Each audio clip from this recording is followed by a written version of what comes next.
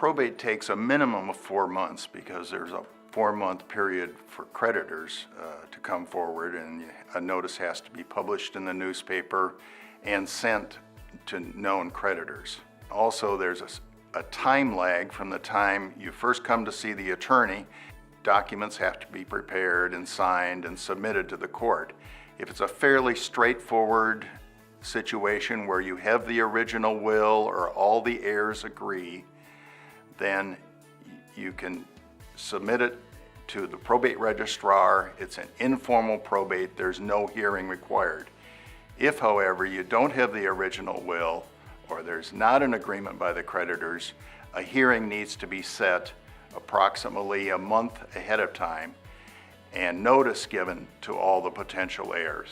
Then the appearance has to be made at that hearing. The court determines if the will is valid or who the heirs are and appoints a personal representative. At that point, the personal representative needs to publish the newspaper notice. So a minimum of 4 months thereafter before you can close and distribute the estate.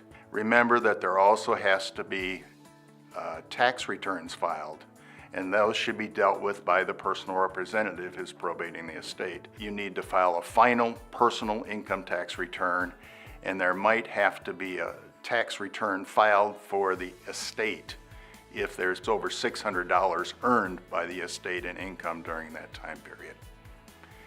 Another thing that frequently delays probate is the sale of real estate, and that just depends on the real estate market. Therefore, it could take much longer than 4 months if you're holding property to be sold. Are you looking for an Arizona attorney to handle your estate planning, trust administration, guardianship, or probate? Call us today at 520-622-0400 or visit us online at elder-law.com.